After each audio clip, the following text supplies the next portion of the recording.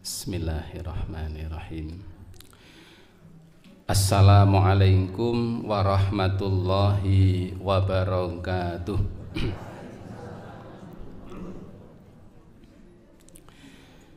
Innal hamdalillah nahmaduhu wa nasta'inuhu wa nastahdi wa natubu ilaihi wa na'udzu billahi min syururi anfusina wa sayyiati a'malina may yahdihillahu fala mudhillalah wa may yudlil fala hadiyalah.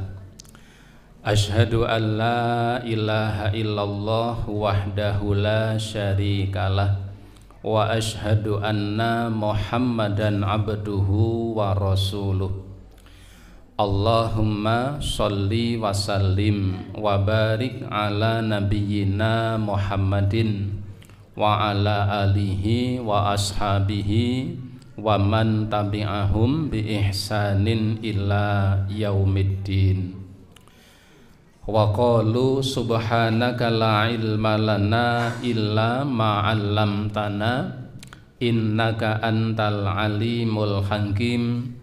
Allahumma anfa'ni bima 'allamtani wa 'allimni ma yanfa'uni warzuqni ilman yanfa'uni.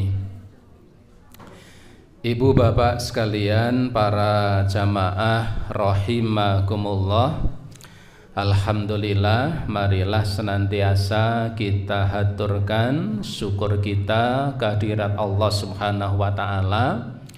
Karena hingga pagi hari ini Allah Ta'ala senantiasa berkenan melimpahkan nikmat serta karunia-Nya kepada kita semuanya, yang tentunya sangat banyak nikmat serta anugerah yang telah Allah berikan kepada kita, dan tidak mungkin kita bisa menghitung semuanya. Salah satu di antara sekian nikmat dan anugerah yang telah Allah berikan kepada kita, khususnya pagi hari ini, alhamdulillah, Allah Subhanahu wa taala memberikan kepada kita kesehatan, nikmat rasa aman, nikmat kesejahteraan, sehingga kita bisa hadir di tempat ini pada kajian ini, dan insya Allah kita meluangkan waktu kita untuk hadir di tempat ini menjadi salah satu di antara sekian ibadah yang sangat mulia. Rasulullah sallallahu alaihi wasallam pernah bersabda kepada seorang sahabat namanya Abu Dzar Al-Ghifari. Abu Dzar ini dari kampung Bani Ghifar. Rasulullah mengatakan begini, ya Abu Dzar, la anta ghadwa fata'allama baban minal ilmi khairun laka min antusalliya al-faraka'atan. Kata Nabi kepada Abu Dzar begini, wahai Abu Dzar, la anta ghadwa, seandainya kamu mau menyempatkan keluar dari rumah kamu di pagi hari, kamu pergi dari rumah kamu di pagi hari untuk mempelajari satu bab saja dari bab-bab dari persoalan-persoalan agama, dari bab-bab ilmu dalam Islam ini, kata Rasulullah, khairun laka, itu lebih baik dibanding kamu melaksanakan salat alfa rakaatin, 1000 rakaat. Siapa di antara kita yang pernah salat 1000 rakaat sekali waktu? Saya yakin enggak ya. Salat tarawih yang 11 rakaat saja sudah apa? Sudah menggeh-menggeh, yang banter itu menggeh-menggeh ya. Yang imamnya bacanya lama sambil tergantuk-gantuk. Kadang-kadang batin imami barang. Karena sudah rakaat ke-8 yang dibaca Iqra. Wah, ini makmumnya ngedumel. Rakaat ke-8 kok Iqra mbok yo ina ngono. Ini padahal baru hanya beberapa rakaat. Kalau ada misalnya seseorang sholat sampai sekian rakaat, bolehkah? Boleh. Hanya temporal, asal tidak menjadi kebiasaan. Kalau kita dalam satu waktu lego nganggur rangopo-ngopo misalnya, badannya sehat, ya, pas tidak ada pekerjaan, longgar-nggar, nasinya sudah matang, masakannya wis mateng, panganan teng meja pirang-pirang, wis timbang rangopo-ngopo tak sholat pirang-pirang rakaat sak saya, boleh ndak? Boleh, asal bukan menjadi kebiasaan yang banyak itu. Tapi kata Rasulullah, kalau kita meluangkan waktu di pagi hari, pergi dari rumah untuk mempelajari satu bab saja di antara persoalan-persoalan agama ini lebih baik, lebih utama bagi kita dibanding kita sholat sunnah yang rokaatnya sampai dengan 1000 rakaat. Maka alhamdulillah pagi hari ini kita bisa meluangkan waktu. Ibu bapak tadi ya tindak saking dalam jam pinten? Jam 6 wae tanganku nemen wis lekas. Ini ada yang setengah 6, ada yang 6 kurang seperempat. Saya gasik ya, jam 4 sudah berangkat ya, karena harus mampir di tempat yang lain. Maka kehadiran kita pada pagi hari ini insya Allah akan menjadi amal yang istimewa di hadapan Allah Subhanahu wa Ta'ala, dengan satu catatan, niat kita ikhlas karena Allah Subhanahu wa Ta'ala, bukan karena niat-niat yang lain. Para salafus saleh mengatakan begini, rubba amalin saghirin tu'azzimuhun niyah wa rubba amalin kabirin tusaghiruhun niyah. Berapa banyak amal yang nampaknya besar, spektakuler, itu ternyata menjadi amal yang kecil. Kenapa? Karena niatnya yang salah. Berapa banyak amal yang nampaknya bagus, spektakuler, ya, biayanya banyak. Kalau di tempat kita ibadah yang seperti ibadah apa? Haji, umroh, biayane oke, antrine napa? Lama, panjang, bergudeng, preso bergudeng. Bergudeng itu apa namanya? Ya, enggak tahu. Bergudeng itu uborampe kan, uborampenya banyak, nunggunya lama, rewangi berjuang dengan keras, tetapi tusaghiruhu, bisa jadi di hadapan Allah menjadi amal yang kecil. Kenapa? Karena pengaruh niatnya yang salah. Niatnya yang salah. Tetapi kebalikannya, warubba amalin saghirin tu'azzimuniyah. Tapi berapa banyak amal yang nampaknya sepele, amal yang nampaknya kecil menjadi besar. Kenapa? Karena niatnya yang benar. Ibu bapak, alhamdulillah pagi hari ini kita hadir pada kajian Ahad pagi ini, dan kita perbaiki niat kita, ikhlas karena Allah, mempelajari ilmu untuk meningkatkan kualitas ketakwaan kita kepada Allah, dengannya mudah-mudahan menjadi amal yang diterima di sisi Allah Subhanahu wa Ta'ala.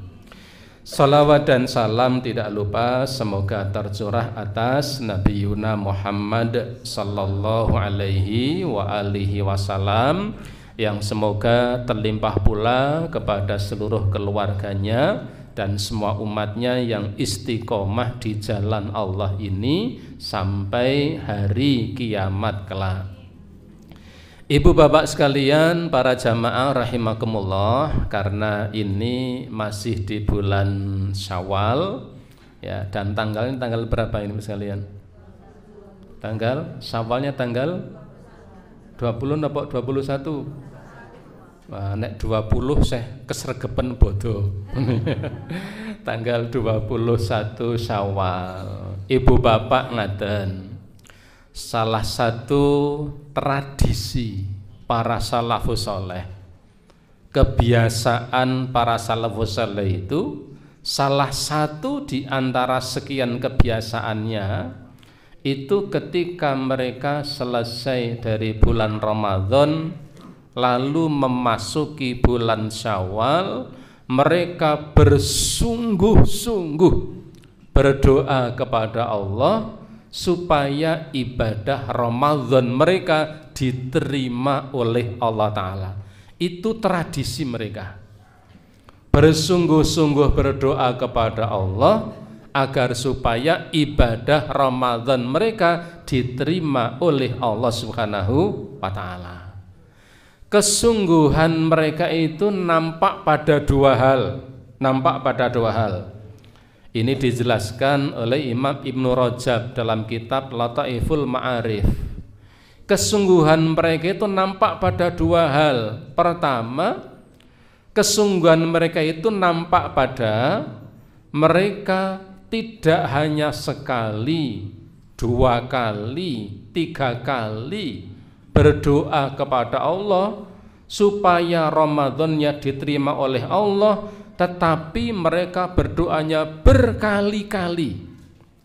Bahkan di kitab Al-Lataif Ma'arif itu disebutkan mereka dahulu sering memohon kepada Allah supaya Ramadan mereka diterima oleh Allah, berdoanya sampai 6 bulan pasca Ramadan. 6 bulan. Anak kita kayak sesasi wae ndongane wis lali, ya dah kelupaan. Itu kebiasaan mereka, tradisi mereka. Mereka berdoa sungguh-sungguh memohon supaya Ramadan mereka diterima oleh Allah. Berdoanya itu bahkan sampai 6 bulan pasca Ramadan. Itu pertama. Yang kedua, kesungguhan mereka dalam berdoa supaya Ramadan mereka diterima oleh Allah, itu mereka berdoa bukan hanya untuk diri mereka sendiri, tetapi mereka juga berdoa mendoakan orang lain supaya ibadah Ramadan mereka diterima oleh Allah. Karena dengan mendoakan orang lain, saya ulangi, karena dengan mendoakan orang lain, seseorang yang mendoakan orang lain, maka orang yang mendoakan itu akan mendapatkan doanya para malaikat. Jadi satu keuntungan, tidak ada ruginya kalau seseorang itu mendoakan orang lain. Ya Allah, fulan sudah ibadah Ramadan sekian lama, mudah-mudahan engkau terima ya Allah. Malaikat akan mengatakan amin walaka bimithlin, ya semoga dikabulkan dan semoga kamu seperti yang dimintakan juga kepada Allah. Maka hati-hati kalau doa jelek kepada orang lain. Ya Allah niko nembe tumbas Honda gaya, muga-muga ya Allah nabrak Bu misalnya, itu nanti malaikat bisa jadi mengatakan sampean yo, itu nanti disik-disikan. Maka tradisi di kalangan para salafus saleh itu, mereka berdoa bukan hanya untuk diri mereka sendiri, tapi saling mendoakan ketika mereka saling bertemu. Maka di antara kalimat yang sering mereka ucapkan adalah ketika saling bertemu, mereka saling mengucapkan taqabbalallahu minna wa minkum. Semoga Allah menerima amal ibadah saya dan amal ibadah engkau, saling mendoakan. Itulah yang mestinya menjadi tradisi kaum muslimin ketika baru saja menyelesaikan bulan Ramadan. Kalimat yang lain, nah itu nanti setelah itu. Kalimat yang sedaya kalepatan kula nyuwun pangapunten ya. Ada yang kalau masih muda kosong-kosong. Nah, misalnya ya, salam langsung kosong-kosong ya, kosong-kosong. Ada yang tos begini, tok begini, macam-macam. Itu yang kesekian kalinya. Boleh enggak? Boleh. Tapi yang lebih didahulukan itu apa? saling mendoakan supaya ibadah Ramadan kita diterima oleh Allah Subhanahu wa taala. Oleh karenanya mumpung masih bulan Syawal, ya saya sampaikan taqabbalallahu minna wa minkum. Semoga ibadah kita semuanya di bulan Ramadan diterima oleh Allah Subhanahu wa taala. Ibu bapak, para jamaah rahimakumullah. Sekarang pengajian kita pagi hari ini terkait dengan penyakit hati. Ibu bapak, ngaten. Setiap manusia, kita semuanya tidak bisa lepas dari dua penyakit. Pertama, penyakit badan, yang kedua penyakit hati. Di antara kita hampir tidak bisa lepas dari dua hal ini. Ada penyakit yang menyerang badan kita, ada penyakit yang menjangkiti hati kita. Bedanya, kalau penyakit badan itu biasanya yang tahu, yang merasakan ini orang yang mengalaminya. Orang lain tidak tahu kalau dia sedang sakit.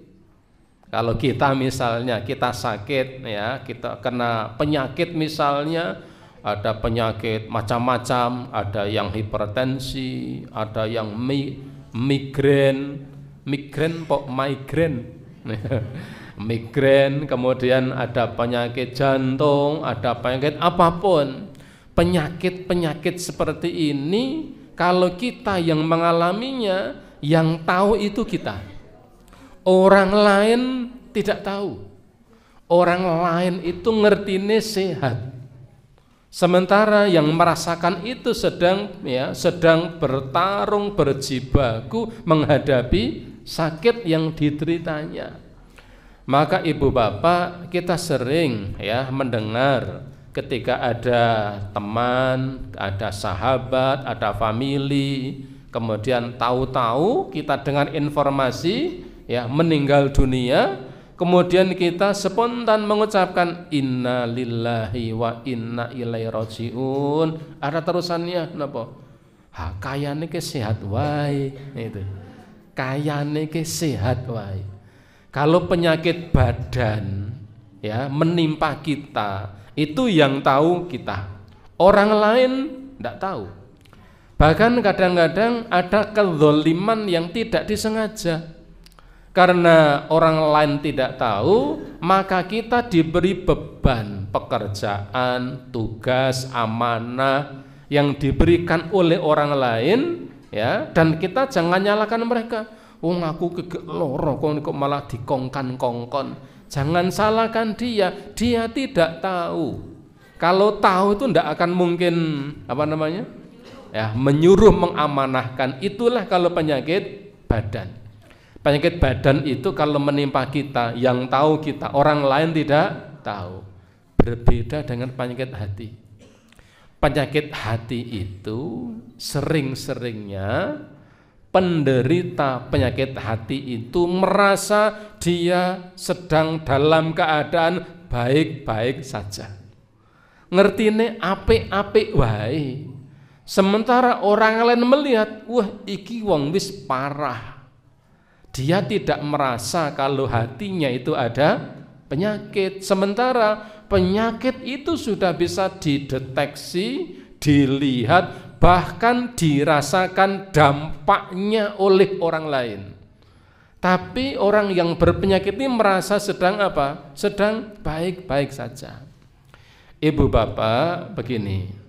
Salah satu di antara penyakit yang menjangkiti hampir semua manusia, termasuk barangkali semua yang ada di ruangan ini, saya dan ibu bapak sekalian.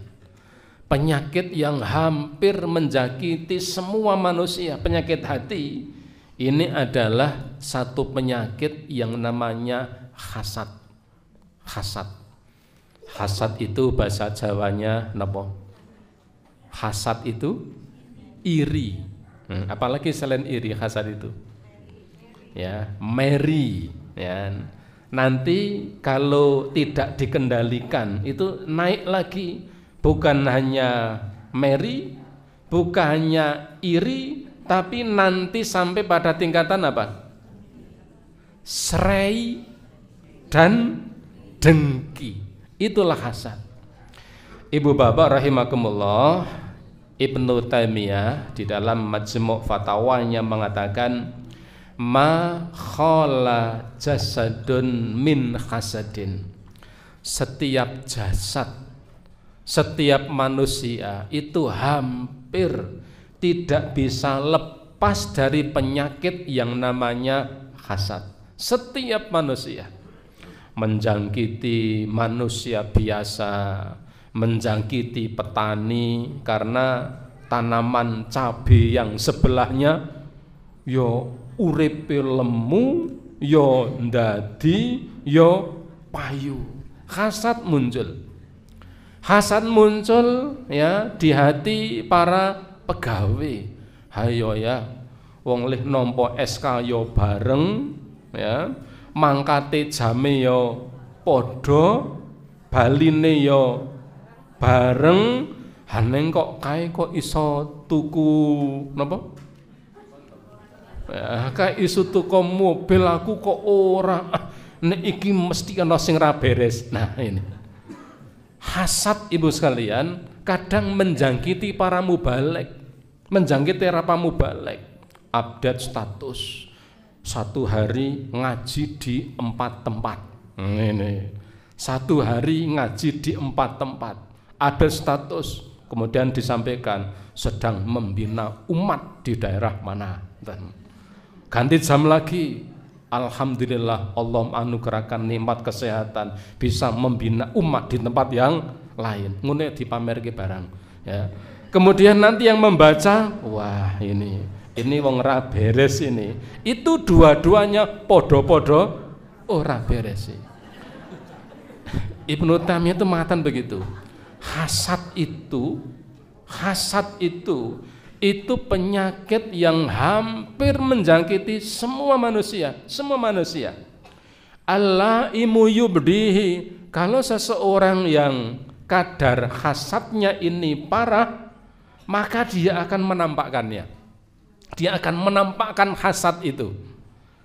Wal karima yuhfihi. Tetapi orang-orang yang bisa menguasai dirinya, mengendalikan hatinya, maka dia akan mampu untuk menyembunyikannya. Hasad itu kalau orang yang hatinya baik, ketika hasad itu menjangkiti dirinya, maka dia bisa mengendalikannya dan bisa mengontrolnya, bisa menyembunyikannya, tapi punya. Karena hasad ini menjangkiti bagi setiap orang, baik orang mukmin maupun bukan orang mukmin. Ibu bapak rahimakumullah, hasad ini saya baca di dalam kitab yang ditulis oleh Syekh Mustafa Al-Adawi, At-Tashil Li-Ta'wil At-Tanzil. Beliau mengatakan begini, hasad ini ada beberapa tingkatan. Tingkatan-tingkatan hasad ini akan mempengaruhi jiwanya. Ada kalanya hanya mempengaruhi hatinya, tetapi ada kalanya tingkatan hasad itu bisa menjadikan satu perbuatan dosa, dan ada kalanya hasad itu menimbulkan munculnya kejahatan, tergantung tingkatannya. Jadi tingkatan hasad itu ada yang hanya menyebabkan hatinya bermasalah, tapi tidak sampai menimbulkan perbuatan dosa. Tetapi ada kalanya kadar hasad itu yang bukan hanya menjadikan hati yang bermasalah, tetapi menimbulkan catatan dosa. Tetapi ada yang tingkatan hasad itu bukan hanya dosa, tapi menimbulkan bencana, menjadikan munculnya kejahatan. Beliau mengatakan begini, tingkatan hasad yang paling ringan tingkat hasad yang paling ringan itu adalah karahatul insan ma an'amallahu bihi ala ghairihi. Tingkatan hasad yang paling ringan itu adalah karahatul insan, seseorang yang merasa tidak senang, seseorang yang merasa tidak senang ma an'amallahu ala ghairihi, ketika Allah memberikan kenikmatan yang diberikan kepada orang lain. Bahasa Jawanya, tingkat hasad yang paling ringan itu ora seneng nyawang wong liya seneng. Itu tingkatan hasad yang paling ringan. Ora seneng nyawang wong liya seneng.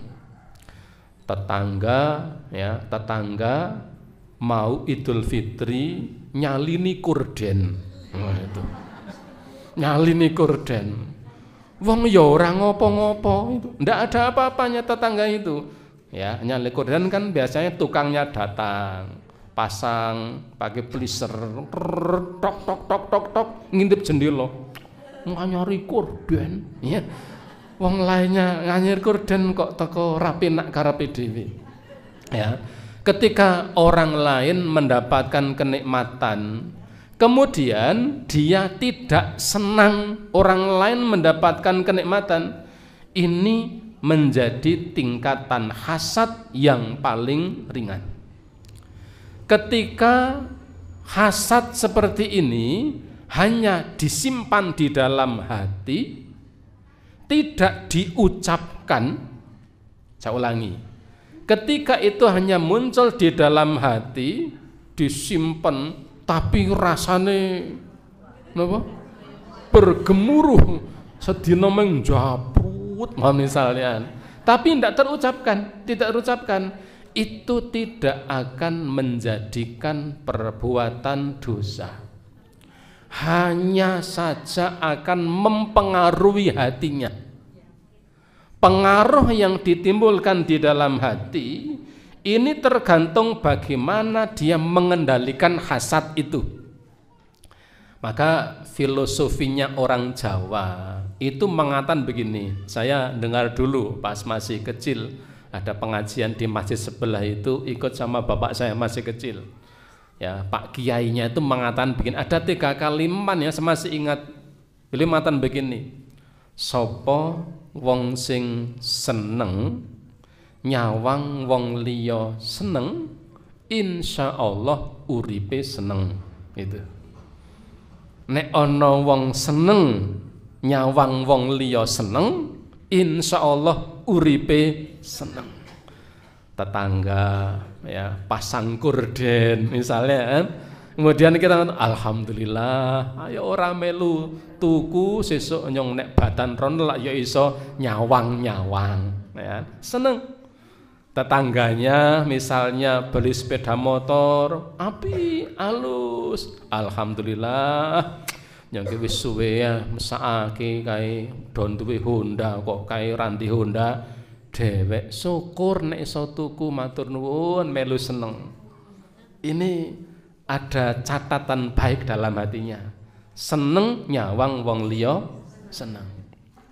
Kemudian limatan lagi, sapa sing ora seneng nyawang wong liya seneng, uripe ora bakal seneng. Wong liya, orang lain mendapatkan kenikmatan, ini yang tadi saya sampaikan, ora seneng nyawang wong liya seneng, uripe ora arep seneng. Kenapa? Ibu bapak begini, kita ini kan hidup di tengah-tengah komunitas orang banyak. Kalau misalnya ibu bapak di kampung, yang satu kampung itu jumlah kakaknya 100 orang misalnya, kita kan sendiri, tetangganya 100 orang. Itu kalau kemudian ora seneng nyawang wong liya seneng, itu uripe susah terus. Hari ini tetangganya beli HP, kayak tuku apa toko HP, kita punya HP merek yang kurang bagus, kayak anaknya dolanang HP mereknya api, paling yo kredit misalnya.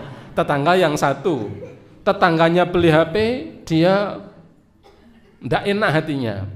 Hari besok dengar lagi tetangganya nganyari sepatu misalnya, ketok api banget itu. Kemudian lihat tetangga keluar pakai sepatu baru, Masya Allah sepatu ini anyar mana misalnya. Ganti hari berikutnya tetangganya yang sana, tetangganya yang sana. Kita itu hidup di tengah masyarakat, di tengah banyak orang. Kalau kemudian kita tidak senang lihat orang lain senang, hidup kita tidak akan senang. Dan yang ketiga, siapa yang senang, sapa sing seneng nyawang wong liya susah, ra bakalan uripe seneng. Itu tingkatan yang ketiga, yang filosofi orang Jawa. Sapa sing seneng nyawang wong liya susah, ra bakalan uripe seneng. Ibu bapak, ini tingkatan hasad yang pertama, yaitu karahatul insan ma an amalla bi ala ghairi, tidak senang melihat orang lain mendapatkan kesenangan. Tingkatan yang kedua, Syekh Musta'al Al-Adawi mengatakan tamanna zawalin nikmati an sahibiha. Tingkatan hasad yang kedua naik lagi, di atasnya lagi. Apa? Tamanna, dia berkeinginan, berangan-angan supaya kenikmatan yang Allah berikan kepada orang lain itu segera rusak atau lenyap darinya. Tetangganya pasang korden bagus, wah korden barang ke aku wis pirang-pirang tahun ra ganti, kakek sedih ganti. Ora apa-apa kae ngingu kucing, muga-muga golek dicakari misalnya. Ini tingkatan hasad yang di atasnya lagi. Tetangganya beli sepeda motor, kemudian lewat di depan kita. Kebetulan suaranya itu kecil. Kemudian karena kita baru di jalan agak nengah, kemudian ngelakson cilik, kikik. Misalnya, nek di polki mesti kaget, kikik. Misalnya, kemudian kita liwat. Kemudian setelah lewat, monggo Pak, monggo. Misalnya, kemudian dalam hati kita mengatakan apa? Demen udah anyar, wae semangetin lirik bosor lah ora apa-apa, kono menggolek nabrak Bu, misalnya. Ini hasad tingkatan yang kedua. Tingkatan yang kedua ini sudah menjadi perbuatan dosa jika diucapkan.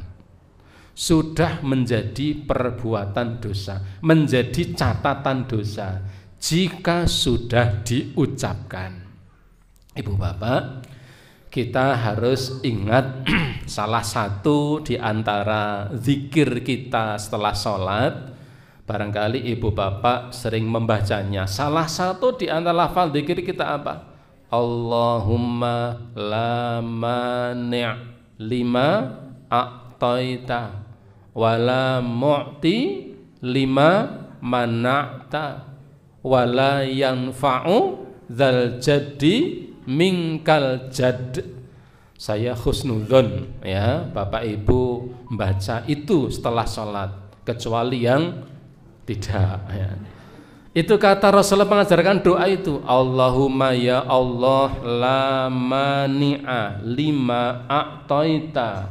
Ya Allah, tidak ada seorang pun yang bisa menolak, menghalangi ketika engkau ingin memberikan sesuatu kepada orang lain. Kalau Allah menghendaki fulan itu diberi satu kenikmatan, siapapun tidak bisa menghalanginya. Bahasa Jawanya apa? Nek pancen wis rezekine itu ra ono sing iso ngalang-alangi. Ibu bapak, saya pernah melihat kejadian menarik. Jadi pas Agustusan di suatu kampung itu kan ada rame-rame, ada panggung, kemudian yang hadir banyak di depan itu, kemudian ada pembagian hadiah. Nah, salah satu hadiah yang dibagi itu diperebutkan, dilempar kemudian ya pada rebutan. Kalau setelah panen, udah ini saya lemparkan rebutan, yo oke. Orang-orang dekat ke panggung supaya apa? Nanti kalau dilemparkan bisa bisa menangkap. Yang roso-roso itu dekat semua. Di ujung sana, di pojok, ya itu ada sing tekon jagong. Orang maju Kang, nang kene ae. Ya. Begitu kemudian hadiah itu dilemparkan, itu yang dekat panggung, begini. Akhirnya hadiah itu pun ini akhirnya meluncat, gelundung sampai di depan sing jagong nang pojok lapangan itu. Dia duduk begini ini, glundung, kemudian ditampani, aku sing oleh. Yang di depan sing yang pada rebutan itu hanya ndomblong karena hadiah itu hanya mantul dari satu jari ke jari yang lain. Itulah kalau sudah rizkinya. Saya ngeliat itu, saya menyimpulkan ngene iki nek pancen rezeki nek sing nang ngarep rewangi susukan, sing nang mburi ming jagong, malah hadiahnya itu nglundung sampai depan dirinya lalu diterima dibawa pulang. Maka ibu bapak, salah satu zikir yang kita baca adalah salat tadi, Allahumma la mani lima a'taita, ya Allah, tidak ada orang yang bisa menghalangi jika engkau memberikan satu nikmat, wala mu'ti lima mana'ta, dan tidak ada seorang pun yang mampu untuk memberikan sesuatu pada orang lain jika engkau menolaknya, menghalanginya. Artinya begini ibu bapak, ketika orang lain mendapatkan satu nikmat, maka kita yakini bahwa itulah kehendak Allah yang terbaik. Kita tidak boleh mengangan-angan supaya nikmat yang Allah berikan kepada orang lain itu hilang darinya. Ini tingkatan yang kedua. Tingkatan yang ketiga ini yang paling parah. Tingkatan yang ketiga, kalau yang kedua itu tidak hanya sekedar ora seneng nyawang wong liya seneng, tapi dia berkeinginan, ya, dia membayangkan kenikmatan itu hilang darinya. Yang ketiga, tingkatan yang paling parah dari tingkatan hasad ini adalah berkeinginan supaya nikmat yang ada di tangan orang lain itu jatuh ke tangannya. Tingkatan yang ketiga ini biasanya sudah memunculkan perilaku jahat. Kalau sudah tingkatan yang ketiga, dia tidak hanya senang, ya, dia tidak senang melihat orang lain senang, tetapi dia berkeinginan supaya kenikmatan yang Allah berikan kepada seseorang itu lenyap darinya dan jatuh ke tangannya. Kondisi hasad yang ketiga ini biasanya sudah memunculkan perilaku jahat dan perilaku buruk. Ibu bapak, oleh karenanya tidak sedikit di antara para ulama mengatakan tingkatan hasad yang ketiga inilah yang menjadi biang dari semua permasalahan umat manusia.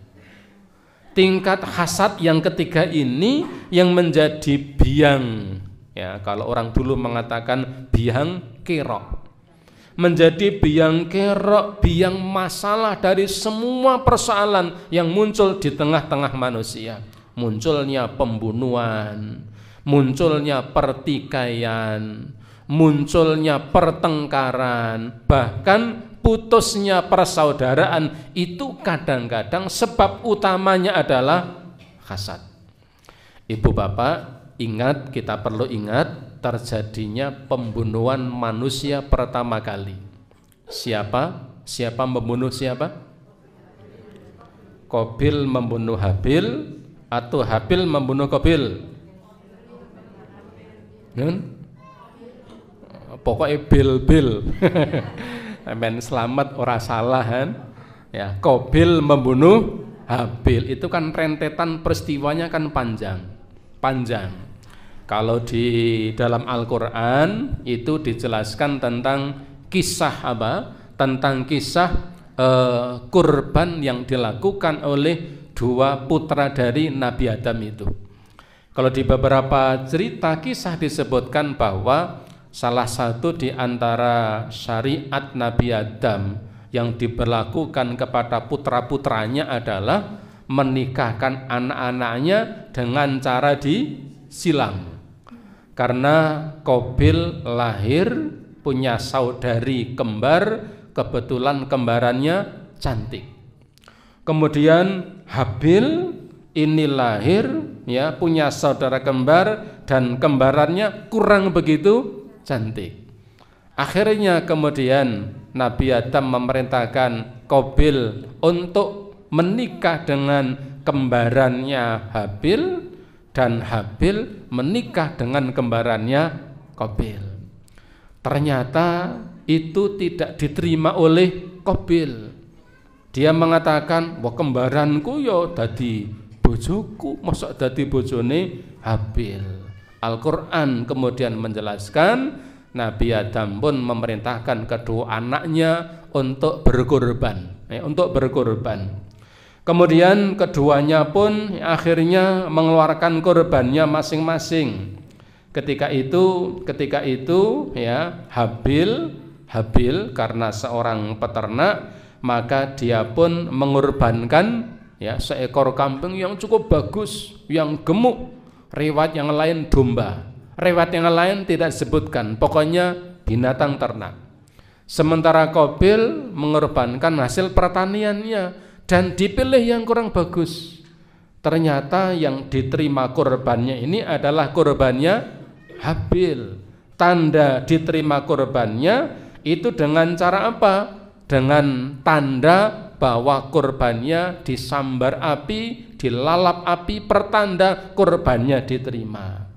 Maka setelah itu muncul rasa hasad di dalam diri Qabil dan diabadikan di dalam Al-Quran surat Al-Maidah 27 sampai 31 ya. Allah mengatakan watlu alaihim naba abna adama bil haqqi idh qarraba qurbanan fatukubbila min ahadihima walam yutaqabbal minal akhar qala la aqtulannak. Allah mengatakan ingatlah ketika Nabi Adam berkata kepada anaknya supaya keduanya mengorbankan kurbannya masing-masing. Dan ternyata Allah menerima kurban di antara salah satu dari kedua anaknya. Maka anaknya yang kurbannya tidak diterima mengatakan kepada yang kurbannya diterima dengan mengatakan apa? La'aqtulannak, benar-benar aku akan membunuh kamu. Nanti buka kembali ya, Al-Maidah 27 sampai 31. Peristiwa ya putra Nabi Adam Qabil membunuh Habil sebab utamanya adalah karena hasad. Ibu bapak baca juga kisah Nabi Yusuf alaihissalam. Ketika Nabi Yusuf ini dimasukkan, dicemplungke ke dalam sumur oleh saudara-saudaranya. Penyebab utamanya adalah napa? Hasad. Ketika Nabi Yusuf dimasukkan dalam sumur sampai terlunta-lunta ya, sampai kemudian diopeni oleh musafir yang lewat, sampai kemudian dijual, sampai menjadi budak, sampai dijual belikan dari satu majikan ke majikan yang lain, sampai akhirnya menjadi dewasa, terlunta-lunta hidupnya akibat dari hasad saudara-saudaranya. Ibu bapak baca juga kisah dakwahnya Rasulullah Sallallahu Alaihi Wasallam. Abu Jahal, Abu Lahab itu sebenarnya sosok orang-orang yang cerdas, termasuk paman-paman Nabi Sallallahu Alaihi Wasallam. Abu Jahal, Abu Lahab, apakah mereka tidak percaya tentang al-aminnya Rasulullah? Tidak, ya percaya. Muhammad ini orang yang jujur, Muhammad ini tidak pernah bohong. ajaran yang dibawanya itu benar. Beberapa kali Abu Jahal, Abu Lahab itu mendengar lantunan ayat-ayat Al-Quran yang dibaca Rasulullah, hatinya mengatakan yang dibaca ini benar. Tapi kenapa menolak dakwahnya? Di sirah Nabi itu disebutkan karena mereka berdua hasad. Hasadnya apa? Sing dadi Nabi kok Muhammad, kok dudu ting mriku ora ono nyong. Yang jadi Nabi kenapa Muhammad kok bukan saya? Ibu bapak, hasad itu biang dari banyak persoalan. Bertetangga congkrah itu karena hasad. Kakak ngadi gelut itu sebab utamanya banyak yang karena hasad. Suami istri kadang bercerai itu karena tidak kuat salah satunya. Ini punya sifat hasad yang tidak bisa disembuhkan. Maka hasad itu menjadi salah satu di antara biang dari banyak masalah. Sementara hasad itu akan menjangkiti setiap manusia sesuai dengan kondisi hati yang bisa mengendalikannya. Ada yang menjadi hasad yang cukup ringan, tidak menjadi perbuatan dosa. Tapi kalau tidak dikendalikan akan menjadi hasad yang menjadi perbuatan dosa.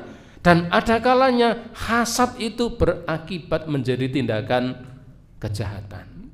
Oleh karenanya ibu bapak, Rasulullah SAW pernah memberikan sebuah apresiasi, memberikan sebuah penghargaan bagi ya sahabat-sahabatnya yang hatinya itu bisa mengendalikannya dan membebaskan dirinya dari penyakit hasad. Disebutkan dalam kisah yang cukup panjang, saya sampaikan secara pendek, yaitu disebutkan dalam Musnad Imam Ahmad. Suatu ketika Rasulullah SAW sedang berkumpul dengan para sahabat di suatu pagi. Tiba-tiba ya diceritakan oleh sahabat namanya Anas bin Malik. Dia cerita begini, suatu hari kami berkumpul bersama dengan Rasulullah. Tiba-tiba ketika kami bersama Rasulullah dan ada orang banyak di situ, tiba-tiba Nabi mengatakan, yatlu alaikumul an rajulun min ahlil jannah. Kalian tunggu, sebentar lagi akan muncul di tengah-tengah kalian ini seorang laki-laki penghuni surga. Maka orang-orang pun kemudian melihat ke satu arah, ya, riwayat yang lain ke arah pintu. Mereka pun melihat siapa kira-kira yang datang. Kata Anas bin Malik, ternyata fata'la rajulun min ansar. Tiba-tiba muncul seorang laki-laki dari kalangan orang Ansor. Dia datang, jenggotnya masih kotos-kotos banyu wudu. Kemudian tangan kirinya nyangking sandal yang cukup jelek. Pakaiannya lusuh. Pokoknya stylenya itu orang apa namanya? Orang meyakinkan, kelambine ora disteliko misalnya kan, pakaiannya ya tidak bagus, pakaiannya buruk, penampilannya itu pokoknya orang madolaki. Tapi tidak ada yang datang kecuali laki-laki itu. Sehingga Anas bin Malik mengatakan, setelah itu tidak ada yang datang. Kata beliau, aku yakin yang dimaksud Nabi itu adalah orang ini. Meskipun penampilannya ura meyakinkan. Ibu bapak, maka kita jangan suka meremehkan seseorang dengan penampilannya. Bisa jadi yang penampilannya itu biasa-biasa saja, ternyata bisa jadi dia orang yang luar biasa di hadapan Allah. Bisa juga orang yang penampilannya itu luar biasa, tapi ternyata dia orang yang biasa-biasa saja di hadapan Allah Ta'ala. Maka kemudian ketika laki-laki itu muncul, tidak ada yang lain. Akhirnya majelis kembali dilanjutkan. As-Sunnah pun kemudian melanjutkan ceritanya. Kemudian esok hari ketika kami berkumpul-kumpul seperti kemarin, Nabi mengatakan yang sama seperti kemarin. akan muncul di tengah-tengah kalian ini seorang laki-laki penghuni surga. Dan yang muncul itu orang yang kemarin jedul jenggote napa? Kotos-kotos sampai ketes-ketes. Ketes-ketes ya. Jenggotnya kotos-kotos, netes air wudhu, penampilannya biasa-biasa saja, tangan kirinya nyangking sandal ya. Kemudian setelah itu tidak ada yang lain, dan itu terjadi selama 3 hari berturut-turut. Nabi mengucapkan kalimat yang sama dan yang muncul selalu orang itu. Maka kata Anas bin Malik pada waktu itu kemudian seorang sahabat namanya Abdullah bin Amr bin As, diceritakan dia penasaran karena Nabi mengatakan seperti itu 3 hari, kalimatnya sama, yang muncul selalu orang itu, tidak ada yang lain. Maka kemudian Abdullah bin Amr bin As membuntuti orang itu sampai ke rumahnya. Ia pun minta izin untuk menginap di rumah laki-laki itu selama 3 hari. Ingin tahu apa yang dilakukan. Abdullah bin Amr bin As ini berkilah, bersiasat. Dia mengatakan pura-pura sedang ada masalah dengan keluarganya, gek congkrah, gek purian. Minta izin menginap selama 3 hari di rumah laki-laki itu. Setelah diizinkan, akhirnya ia pun menginap di rumah laki-laki ini selama 3 hari untuk tahu persis apa yang dilakukan, amal istimewanya apa. Kok Nabi sampai mengatakan seperti itu? Betul, dia pun kemudian menginap 3 hari di rumah laki-laki itu. Dan ketika menginap, ya, laki-laki tuan rumah itu tidur bersamanya di tempat yang sama. Ketika Abdullah bin Amr bin As menginap di tempat itu, beliau merasa seperti kecewa. Kenapa? Laki-laki ini tidak ada yang istimewa. Dia tidur malam, semalaman tidur, tidak tahajud bareng. Tapi ketika dia ngelilir, dia hanya mengucapkan kalimat takbir, kalimat tahmid, kalimat tasbih atau kalimat yang lain, dan dia tidak bangun untuk sholat malam sampai sholat subuh. Ketika sudah masuk waktu sholat subuh, dia pun bangun, kemudian bersiap-siap untuk melakukan sholat subuh. 3 hari tetap seperti itu, tidak ada amal istimewanya. Maka hari yang ketiga, Abdullah bin Amr bin As ini pun dia pamit. Sebelum pamit dia mengatakan, mohon maaf, kemarin ia bersiasat, ya. Alasan menginapnya itu karena congkrah dengan keluarganya. Tapi dia mengatakan, mohon maaf, saya nginap di sini sebenarnya alasannya bukan itu. Tetapi saya pernah mendengar Nabi mengatakan, diceritakan tentang 3 hari yang Nabi mengatakan seperti itu, dan selalu yang muncul itu adalah laki-laki itu. Abdullah bin Amr mengatakan, dan yang muncul selalu engkau, tidak ada yang lain. Maka saya ingin tahu apa amal istimewa yang engkau lakukan. Dan aku rasa kamu melakukan seperti yang aku lihat. Orang itu pun kemudian mengatakan, famma amiltu illa kama taro. Saya memang tidak melakukan apapun kecuali ya seperti yang engkau lihat. Maka ketika Abdullah bin Amr ini kemudian pulang, dia pun pamit, merasa hasil investigasinya itu hanya seperti itu, ya. Itu kemudian dia pun pamit pulang. Ketika dia pamit pulang, ya, falamma wallaitu da'ani. Abdullah bin Amr ini cerita, ketika aku pamit berpaling dari rumahnya, dia pun memanggilku. Dia mengatakan begini, ma huwa illa ma ra'aita. Yang aku lakukan memang tidak lebih dari apa yang kamu lihat. Ghaira anni, ini yang penting kita garis bawahi. Ghaira anni la ajidu fi nafsi li ahadin minal muslimina hanya saja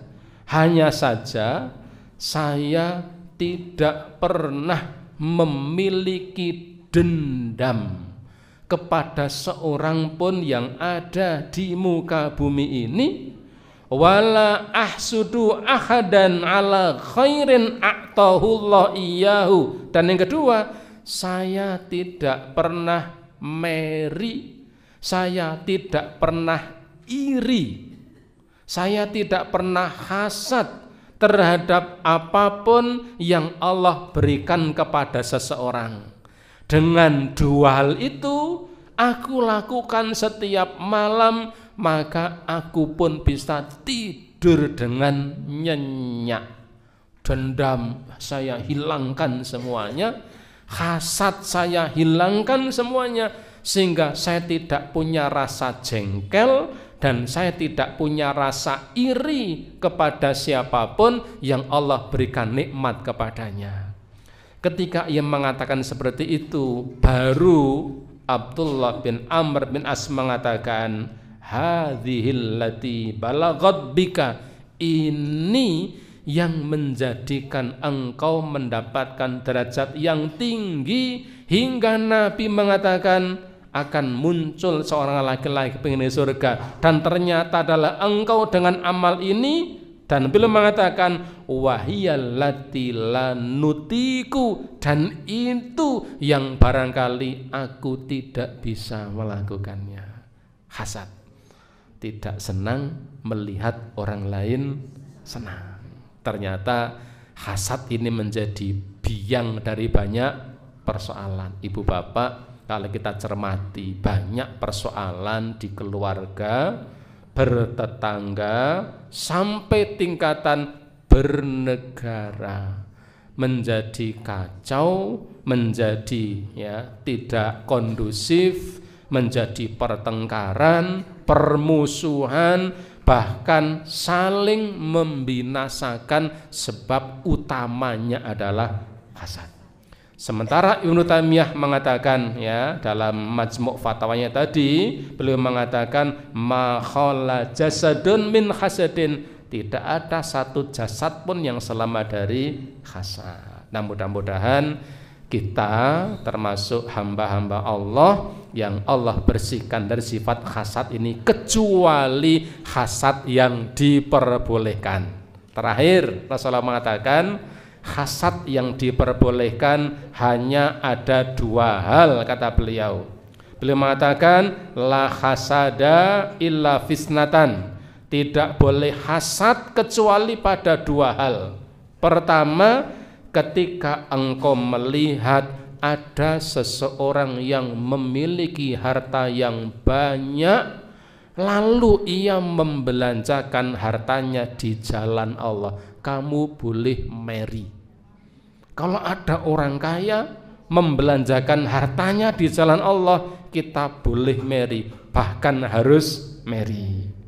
Yang kedua, rajulun atahullahu hikmata, seseorang yang diberi ilmu, lalu ia pun bisa mengamalkannya, sehingga ilmunya dan amalnya sinkron, tidak jauh berbeda. Itu yang boleh kita berhasad. Nah, ibu bapak, terakhir PCM Paraan sedang melaksanakan agenda pembebasan tanah. Nanti ketika kemudian sudah digulirkan, monggo ibu bapak ikut berpartisipasi. Itu kesempatan bagi kita untuk mengamalkan hasad yang baik, kan itu ketika di list misalnya, wah ini saya 1 juta, saya 500, saya 1.500, itu kesempatan untuk mengamalkan hasad yang diperbolehkan. Karena hasad yang boleh itu adalah ketika kita melihat ada seseorang yang Allah berikan kepadanya harta, lalu ia menggunakannya di jalan Allah. Itu salah satu hasad yang diperbolehkan. Adapun selain dua hal tadi, itu termasuk hasad-hasad yang ada kalanya merusak hati kita, ada kalanya menjadi catatan perbuatan dosa, dan ada kalanya yang menimbulkan keonaran dan permasalahan di tengah kehidupan kita semuanya. Ibu bapak, para jamaah rahimakumullah, barangkali itu yang bisa kami sampaikan pada kajian pagi hari ini. Semoga bermanfaat. Segala kesalahan, kekhilafan, semoga Allah memberi ampunan, dan saya cukupkan dengan subhanakallahumma wa bihamdika asyhadu an la ilaha illa anta astaghfiruka wa atubu ilaik. Assalamualaikum warahmatullahi wabarakatuh. Waalaikumsalam.